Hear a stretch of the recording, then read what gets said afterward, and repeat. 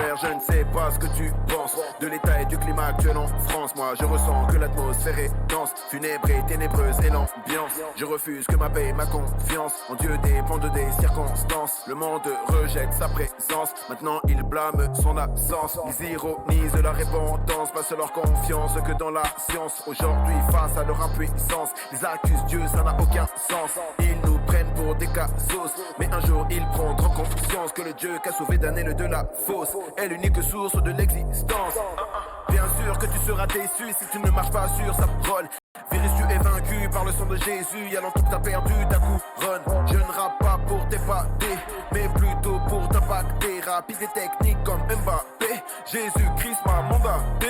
Il est temps de clore le débat, tu as beaucoup trop fait de dégâts. Covid-19, t'inquiète même pas, devant Jesus, tu es nada. Crois-moi qu'on se démontrera pas, on va plaider devant papa. Les gars comme toi, c'est son dada, toi la remontada. Je ne sais pas où va le monde, mais il ne prend pas la bonne direction. Je prie que son esprit nous inonde, car on ne pourra pas opérer sans. On est dans une période éprouvante, la parole est vivante. Ma force se trouve dans la reconnaissance de ma faiblesse que j'expose devant Dieu.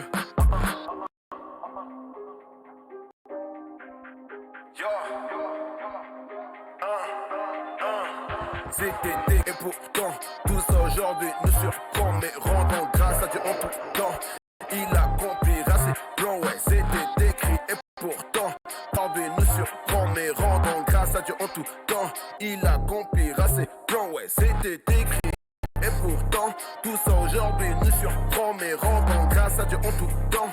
Il accomplira ses plans, ouais, c'était et pourtant tout ça aujourd'hui nous surprend, mais rendons grâce à Dieu en tout temps. Il accomplira ses plans. Il accomplira ses plans. Il accomplira ses plans. Il accomplira ses plans.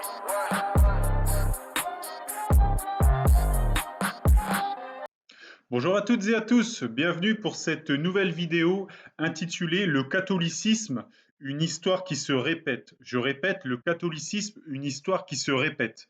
Donc merci au psalmiste pour sa musique sur le Covid-19. Donc oui, gardons la foi en Dieu, car le Covid-19 devant le Seigneur Jésus n'est rien du tout. Il est, comme le dit le psalmiste, nada. Gardons la foi en notre Seigneur qui nous sauvera et nous guérira. Amen.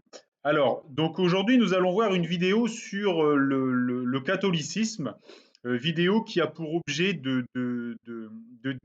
finalement de communiquer le fait que il faut bien entendu rester attaché à la parole du Seigneur et il faut que les catholiques qui se détachent de la parole du Seigneur, c'est-à-dire de la Bible, en reviennent. Et la Bible nous enseigne elle-même qu'il est arrivé que des personnes se soient égarées de la sainte doctrine pour aller se perdre et qu'il faut surtout ne pas suivre cet exemple. Et le Seigneur lui-même a conseillé donc son peuple de revenir à sa sainte doctrine. Donc, on voit déjà dans le livre d'Ecclésiaste, chapitre 1, il nous dit, chapitre 1, versets 4 à 11, « Une génération s'en va, une autre vient, et la terre subsiste toujours. Le soleil se lève, le soleil se couche, il soupire après le lieu d'où il se lève de nouveau. Le vent se dirige vers le midi, tourne vers le nord, puis il tourne encore et reprend les mêmes circuits. Tous les fleuves vont à la mer et la mer n'est point remplie. Il continue à aller vers le lieu où il se dirige. Toutes choses sont en travail au-delà de ce qu'on peut dire. L'œil ne se rassasie pas de voir et l'oreille ne se lasse pas d'entendre. Ce qui a été, c'est ce qui sera, et ce qui s'est fait, c'est ce qui se fera. Il n'y a rien de nouveau sous le soleil. S'il est une chose dont on dise vois, ceci c'est nouveau, cette chose existait déjà dans les siècles qui nous ont précédés. On ne se souvient pas de ce qui est ancien, et ce qui arrivera dans la suite ne laissera pas de souvenir chez ceux qui vivront plus tard. Donc la parole de Dieu nous enseigne que ce qui a été, c'est ce qui sera. Donc il n'y a rien de nouveau sous le soleil. Et ce qu'on a pu observer dans la parole de Dieu, dans ses enseignements par rapport à l'Ancien Testament, par rapport au peuple juif, c'est aussi aujourd'hui ce qui arrive au catholicisme. Donc, nous allons voir cela à travers la parole de Dieu. Donc, dans l'Ancien Testament, donc, le Seigneur a éclairé son peuple qui s'est égaré. vraiment, il faut comprendre que après un temps d'adoration, les hommes ont une tendance, les hommes, femmes, voilà, ont une tendance à se détourner de Dieu, une mauvaise tendance à se détourner de Dieu. Et ça, c'est notre chair. Il faut vraiment lutter contre notre chair et rester attaché à la doctrine du Seigneur et rester attaché au Seigneur par l'Esprit. Vous voyez, vraiment, c'est ce que donc le Seigneur, comment dire, le Seigneur a été libéré son peuple d'Égypte. Après l'avoir libéré du peuple d'Égypte, le peuple était vraiment attaché au Seigneur.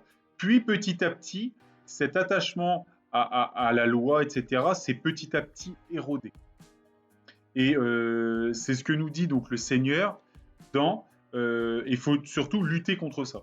Et c'est et rester finalement ce qu'on pourrait dire dans notre première... bien sûr, rester comme si nous venions de recevoir la parole. Voilà, il faut rester dans cet état, dans ce premier état. Donc on voit donc dans le livre de Jérémie, au chapitre 2, versets 1 à 26, donc longue lecture que nous allons lire. Voilà. La parole de l'Éternel me fut adressée en ces mots. Va, écris aux oreilles de Jérusalem, ainsi parle l'Éternel. Je me souviens de ton amour lorsque tu étais jeune, de ton affection lorsque tu étais fiancé, quand tu me suivais au désert dans une terre inconnue. Israël était consacré à l'Éternel, il était les prémices de son revenu. Tous ceux qui en mangeaient se rendaient coupables, et le malheur fondait sur eux, dit l'Éternel. Écoutez la parole de l'Éternel, maison de Jacob, vous toutes familles de la maison d'Israël. Ainsi parle l'Éternel. Quelle iniquité vos pères ont-ils trouvé en moi pour s'éloigner de moi et pour aller auprès des choses de néant et n'être eux-mêmes que néant. Ils n'ont pas dit où est l'Éternel qui nous a fait monter du pays d'Égypte, qui nous a conduits dans le désert, dans une terre aride et pleine de fosses, dans une terre où règne la sécheresse et l'ombre de la mort, dans une terre par où personne ne passe et où n'habite aucun homme. Je vous ai fait venir dans un pays semblable à un verger, pour que vous en mangiez les fruits et les meilleures productions, mais vous êtes venus et vous avez souillé mon pays et vous avez fait de mon héritage une abomination. Les sacrificateurs n'ont pas dit où est l'Éternel, les dépositaires de la loi ne m'ont pas connu, les pasteurs m'ont été infidèles, les prophètes ont prophétisé par Baal et sont allés après ceux qui ne sont d'aucun secours. C'est pourquoi je veux encore contester avec vous, dit l'Éternel, je veux contester avec les enfants de vos enfants. Passez aux îles de Kittim et regardez. Envoyez quelqu'un à Kédar, observez bien et regardez s'il n'y a rien de semblable. Y a-t-il une nation qui change ses dieux, quoiqu'ils ne soient pas des dieux, et mon peuple a changé sa gloire pour ce qui n'est d'aucun secours. Cieux, soyez étonnés de cela, frémissez d'épouvante et d'horreur, dit l'Éternel, car mon peuple a commis un double péché. Ils m'ont abandonné, moi qui suis une source d'eau vive, pour se creuser des citernes crevassées qui ne retiennent pas l'eau. Israël est-il un esclave acheté ou né dans la maison? Pourquoi donc devient-il une proie? Contre lui, les lionceaux rugissent, poussent leurs cris et ils ravagent son pays, ses villes sont brûlées, il n'y a plus d'habitants. Même les enfants de Noph et de Tachphané te briseront le sommet de la tête. Cela n'arrive-t-il pas parce que tu as abandonné l'Éternel ton Dieu lorsqu'il te dirigeait dans la bonne voie? Et maintenant, qu'as-tu à faire d'aller en Égypte pour boire l'eau du Nil? Qu'as-tu fait à faire d'aller en Assyrie pour boire l'eau du fleuve? Ta méchanceté te châtiera et ton infidélité te punira. Tu sauras et tu verras que si c'est une chose mauvaise et amère d'abandonner l'Éternel ton Dieu et de n'avoir de moi aucune crainte, dit le Seigneur, l'Éternel des armées. Tu as dès longtemps brisé ton joug, rompu tes liens, et tu as dit, je ne veux plus être dans la servitude, mais sur toute colline élevée et sous tout arbre vert, tu t'es courbé comme une prostituée.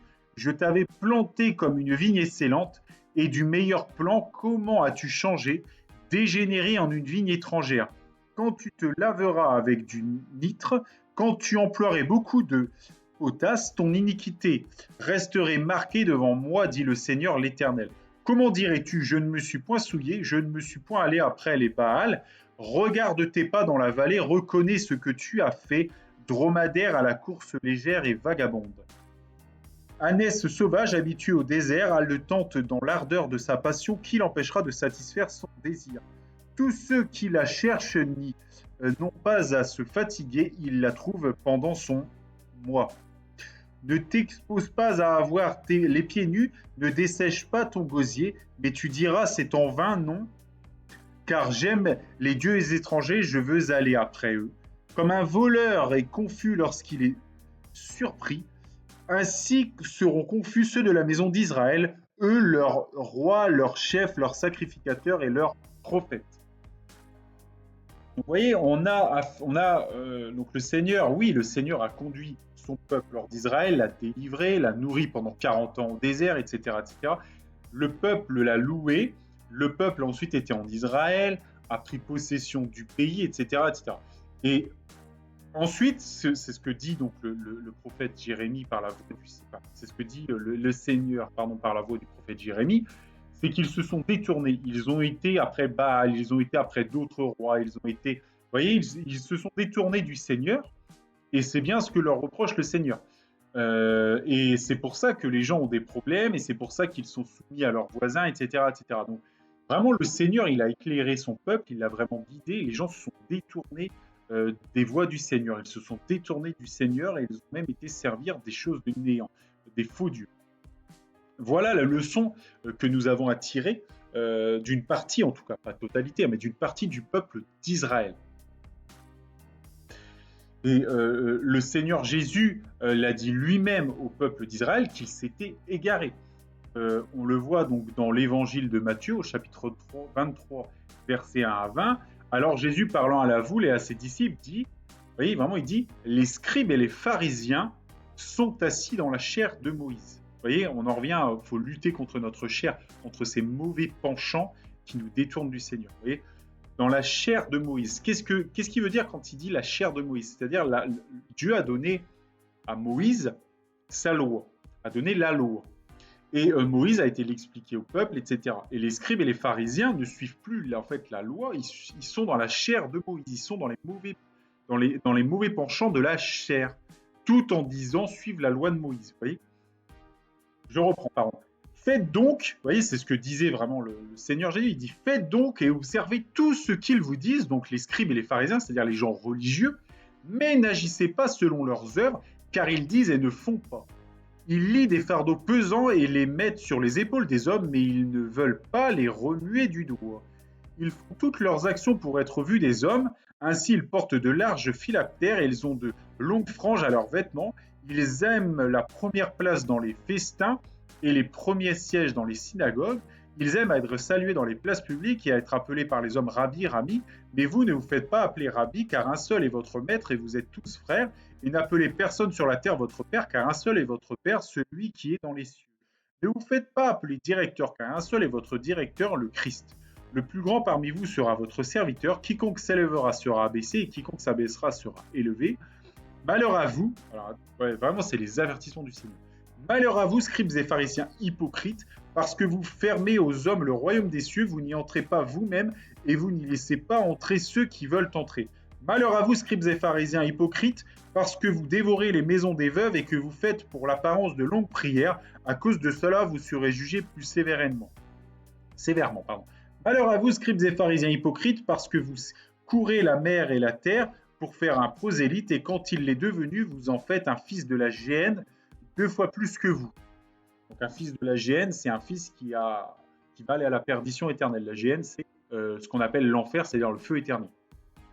Malheur à vous, conducteurs aveugles, qui dites « Si quelqu'un jure par le temple, ce n'est rien, mais si quelqu'un jure par l'or du temple, il est engagé. » Insensé et aveugle, lequel est le plus grand, l'or ou le temple qui sanctifie l'or? Si quelqu'un, dites-vous encore, juge par l'autel, ce n'est rien, mais si quelqu'un juge par l'offrande qui est sur l'autel, il est engagé. Aveugle, lequel est le plus grand, l'offrande ou l'autel qui sanctifie l'offrande? Celui qui jure par l'autel et par tout ce qui est au-dessus. Je continue. Celui qui jure par le temple et par celui qui l'habite. Et celui qui jure par le ciel jure par le trône de Dieu et par celui qui est assis. Malheur à vous, scribes et pharisiens hypocrites, parce que vous payez la dîme et la vente, et de la nette et du cumin, et que vous laissez ce qui est le plus important dans la loi, la justice, la miséricorde, la fidélité. C'est là ce qu'il fallait pratiquer sans négliger les autres choses. conducteurs aveugles, qui coulaient le moucheron et qui avalaient le chameau. Malheur à vous, scribes et pharisiens hypocrites, parce que vous nettoyez le dehors de la coupe et du plat, et qu'au-dedans, ils sont pleins de rapines et d'intempérance. Pharisiens aveugles, nettoient premièrement l'intérieur de la coupe et du plat, alors, afin que l'extérieur aussi devienne net. Malheur à vous, scribes et pharisiens hypocrites, parce que vous ressemblez à des sépulcres blanches qui paraissaient beaux au dehors et qui, au-dedans, sont pleins d'ossements de mort et de toute espèce d'impureté. Vous, de même, au dehors, vous paraissez juste aux hommes, mais au-dedans, vous êtes plein d'hypocrisie et d'iniquité. Malheur, c'est-à-dire de péché. Malheur à vous, scribes et pharisiens hypocrites, parce que vous bâtissez les tombeaux des prophètes et ornez les sépulcres des justes. Et que vous dites, si nous avions vécu du temps de nos pères, nous ne nous serions pas joints à eux pour répandre le sang des prophètes. Vous témoignez ainsi contre vous-même et que vous êtes les fils de ceux qui ont tué les prophètes. Comblez donc la mesure de vos pères. Serpents, race de vipères, comment échapperez-vous au châtiment de la géhenne, donc c'est-à-dire, encore une fois, à l'enfer. C'est pourquoi, voici, je vous envoie des prophètes, des sages et des scribes, vous tuerez, crucifierez les uns, vous battrez de verge les autres dans vos synagogues et vous les persécuterez de ville en ville, afin que retombe sur vous tout le sang innocent répandu sur la terre, depuis le sang d'Abel le juste jusqu'au sang de Zacharie, fils de Sarachi, que vous avez tué entre le temple et l'autel. Je vous le dis en vérité, tout cela retombera sur cette génération. Jérusalem, Jérusalem, qui tue les prophètes et qui lapide ceux qui te sont envoyés. Combien de fois ai-je voulu te rassembler tes enfants comme une poule rassemble les poussins sous ses ailes, et vous ne l'avez pas voulu. Voici, votre maison vous sera laissée déserte, car je vous le dis, vous ne me verrez plus désormais jusqu'à ce que vous disiez, béni soit celui qui vient au nom du Seigneur. Donc vous voyez vraiment deux longues lectures, une longue lecture là qui nous dit vraiment, le Seigneur nous dit que les pharisiens, les scribes, c'est-à-dire les personnes qui ont la connaissance de la loi, ils sont assis dans la chair de Moïse. En fait, ils enseignent la loi de Moïse, mais ils ne l'appliquent pas. Ils ne sont pas juste devant Dieu. Ils se détournent de plus en plus de la parole de Dieu, de la loi de Dieu que leur avait donnée Moïse, et Moïse l'avait reçue de Dieu. Vraiment, vous voyez, on a quelque part un éloignement entre les serviteurs, entre le peuple de Dieu et Dieu, tout simplement. Donc vous voyez, on observe vraiment entre le temps où ils sont pris possession d'Israël jusqu'à la venue du Seigneur Jésus, ils n'ont fait que s'éloigner. Et même les gens qui étaient de s'éloigner du Seigneur, et même les gens qui étaient comment je pourrais dire, vraiment qui connaissaient la loi, etc., même eux étaient, vous voyez, le Seigneur dit des prostituées, c'est-à-dire qu'ils n'étaient plus purs. Donc vraiment, vous voyez, ils disaient même au peuple, justement, d'écouter ce qu'ils disaient, mais de ne pas appliquer, mais de pas suivre leur exemple, vous voyez. Et c'est ce qu'on observe aujourd'hui avec l'Église catholique, c'est-à-dire qu'on a une Église qui donne des bons messages parfois, qui dit des bonnes choses, qui lit l'Évangile, mais vous voyez, on nous dit écoutez, donc malheur à vous, etc. Et on leur dit hop, faites donc et observez tout ce qu'ils vous disent, mais n'agissez pas selon leurs œuvres. Vous voyez, c'est vraiment ça aujourd'hui que l'on peut ouais. Vous voyez, il n'y a rien de nouveau sous le soleil. C'est-à-dire, ce qui a été, c'est ce qui sera. Et ce qui a été à l'époque, c'est-à-dire, il y a eu une époque de croissance avec Moïse, etc. Les gens se sont tournés vers le Seigneur, les gens vraiment faisaient ce qu'il faut pour être près du Seigneur, etc. Puis, il y a eu petit à petit un éloignement du Seigneur. Le Seigneur Jésus est venu et leur a dit « Faites donc et n'observez pas ce qu'ils vous disent ». Et on observe du coup aujourd'hui la même chose, c'est-à-dire que dans l'Église catholique, suite à la venue du Seigneur Jésus, le Seigneur Jésus a dit « Allez faire de toutes les nations des disciples ». Il y a une croissance du christianisme. Ensuite, on est passé à ce qu'on appelle un petit peu en tout cas, on est passé vers un catholicisme, pas tout le monde, loin de là, mais en tout cas, une certaine partie des chrétiens sont devenus sont plus chrétiens, ils sont devenus des catholiques. Et on a de plus en plus un éloignement du chrétien et encore plus des catholiques du Seigneur Jésus. Et finalement, comme il y a eu lors du peuple d'Israël, où on a vraiment eu on a vraiment eu des gens consacrés, et petit à petit, de moins en moins de gens qui étaient consacrés au Seigneur. Et c'est ce qu'on observe aujourd'hui. Et ce qu'on pourrait redire à ça, c'est par rapport au catholicisme, faites donc et n'observez pas. C'est vraiment fait. N'agissez pas selon leurs œuvres. Voilà. Mais en tout cas, ce qu'ils peuvent être amenés à enseigner sont parfois des bons messages, mais en tout cas, leur manière d'agir n'est pas bonne. Voilà. Enfin, en tout cas, pour simplifier les choses et le dire de manière globale, parce que bien sûr, il existe des prêtres dans certaines églises qui appliquent vraiment la parole de Dieu, et voilà. Mais en tout cas, c'est pas ce qu'on observe de manière générale. Voilà. Donc, vous voyez, donc pour vraiment reprendre ça, donc le Seigneur Jésus, venu en chair, a été à la croix, a vaincu à la croix, et donc du coup, on a vraiment un essor du christianisme voilà, qui vraiment se développe à partir du IIe siècle en Europe. Vous voyez, on a les épîtres de Paul, Paul vraiment dans le Nouveau Testament, avec les apôtres, où ils ont été vraiment évangéliser le monde entier. On a eu un essor du christianisme à cette époque vraiment phénoménal, et qui fait que finalement aujourd'hui le christianisme est la première croyance mondiale. Voilà. Mais qui est de plus en plus en recul. Voilà. Et le christianisme, voilà, il est devenu vraiment la religion à Rome.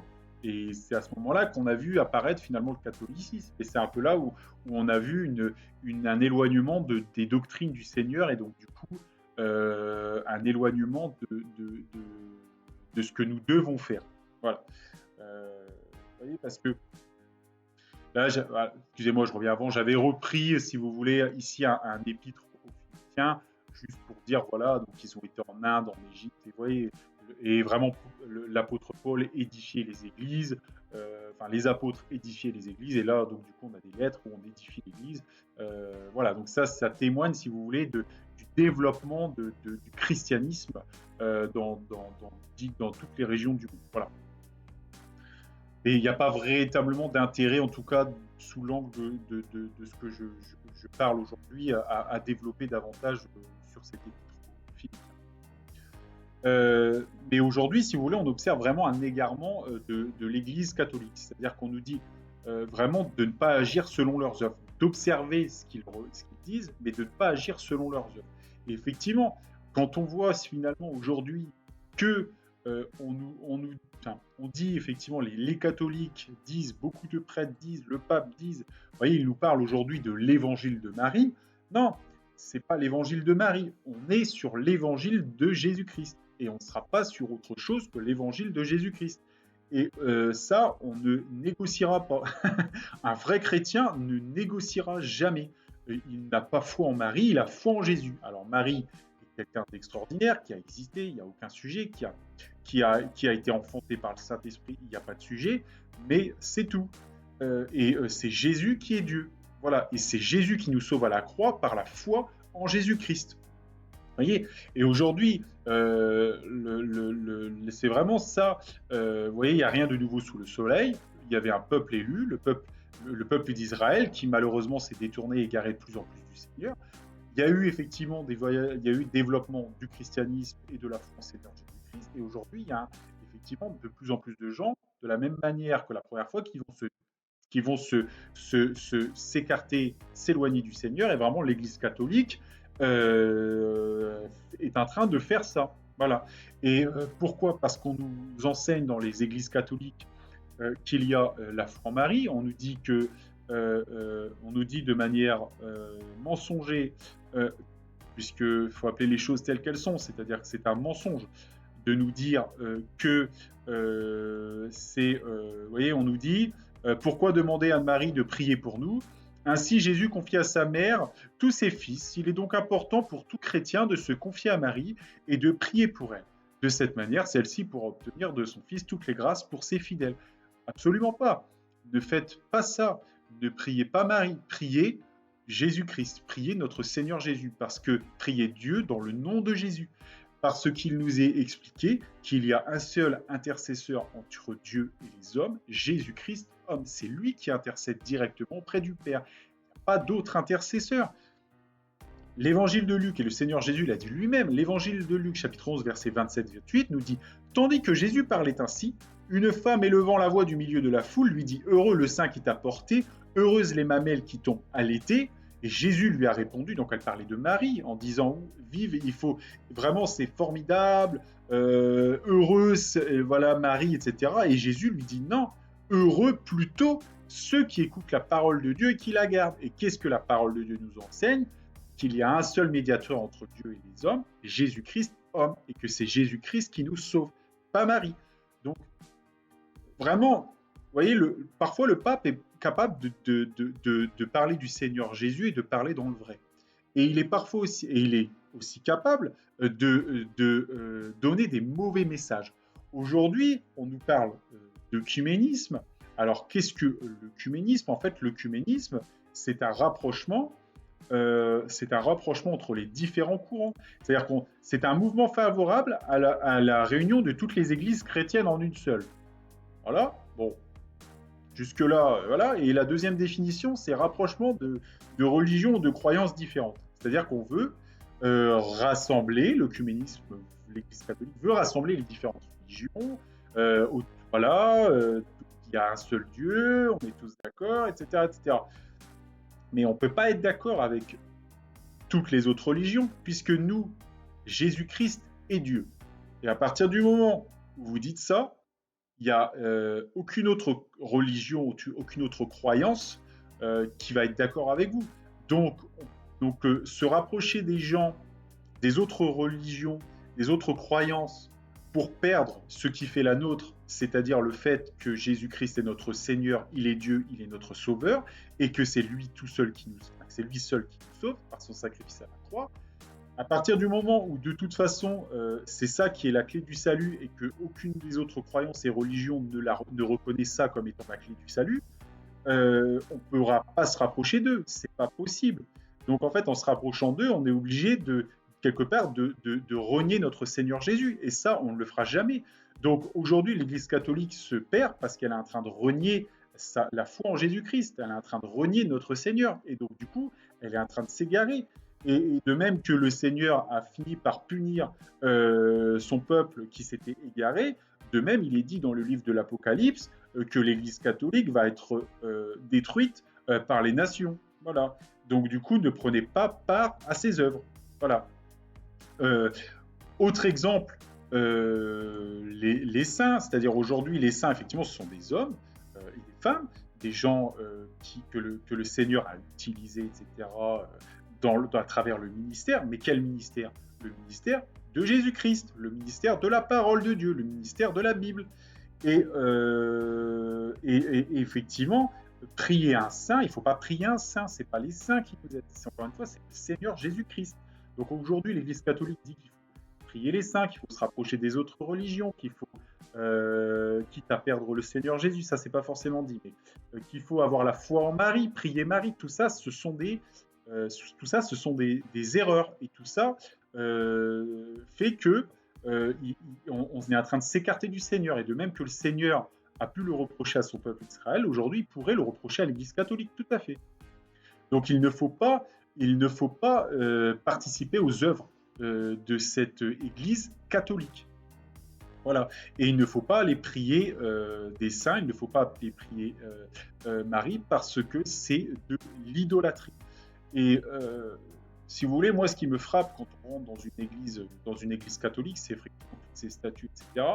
Et vous savez, vous pouvez même demander à plein de personnes, quand elles rentrent dans une église catholique, ils assimilent ça, voilà, c'est un petit peu, c'est triste, c'est sans vie, vous voyez, voilà. Mais en fin de compte, ça l'est réellement, et même eux s'en rendent compte, puisque en fait le Seigneur Jésus, qui est le chemin, la vérité et la vie, il a été mis dehors depuis longtemps, parce que ce qu'ils veulent prêcher, c'est non pas seulement que le Seigneur Jésus, ils veulent aussi la foi en Marie, l'œcuménisme, ils veulent les saints, ils veulent faire des statues, des idoles, Et en fin de compte, ils sont en train de refaire les erreurs qu'avait fait une partie du peuple d'Israël à l'époque.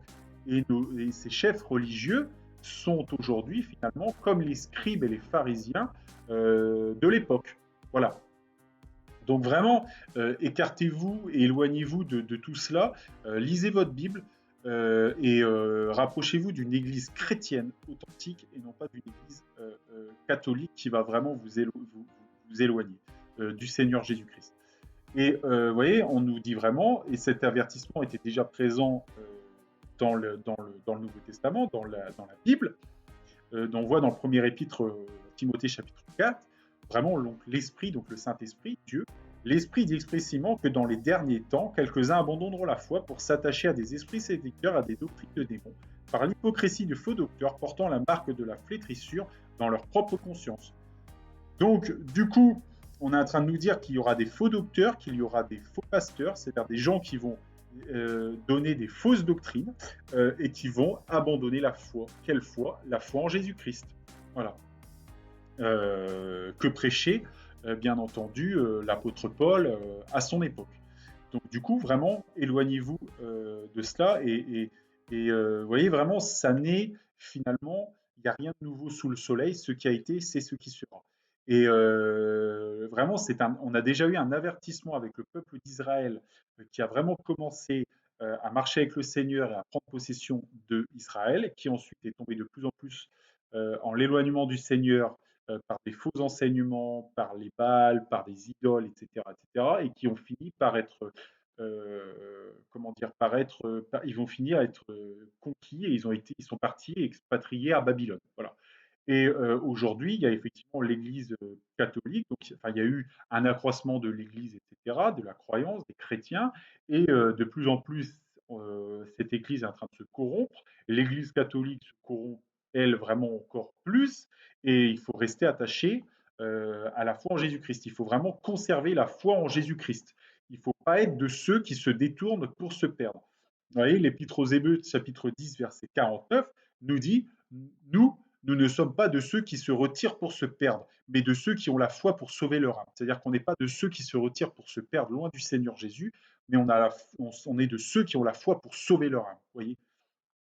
Donc vraiment, rester attaché au Seigneur Jésus et à la doctrine sur la foi en Jésus-Christ. C'est ça qui nous sauve. Rester attaché vraiment à la parole de Dieu. Le Seigneur Jésus l'a dit, Évangile de Luc, chapitre 18, verset 8, « Mais quand le Fils de l'homme viendra, trouvera-t-il la foi sur la terre ?» Vraiment, donc, et cette phrase, plein de gens en fait la comprennent pas, mais quand le Seigneur Jésus disait « Trouvera-t-il la foi sur la terre ?» c'est-à-dire la foi en Seigneur Jésus-Christ. Et donc, du coup, en fait, aujourd'hui, il y a plein de gens qui ont foi en Marie, il y a plein de gens qui ont foi au Saint, il y a plein de gens qui ont foi en un tas de choses. Il y a des gens qui ont foi en l'argent, etc. Mais quand le Seigneur Jésus disait « Trouverait-il la foi sur la terre ?» c'est « Trouverait-il la foi pour lui en Jésus-Christ ?» Voyez. Et ça, la foi en Jésus-Christ, malheureusement, ça devient de plus en plus rare.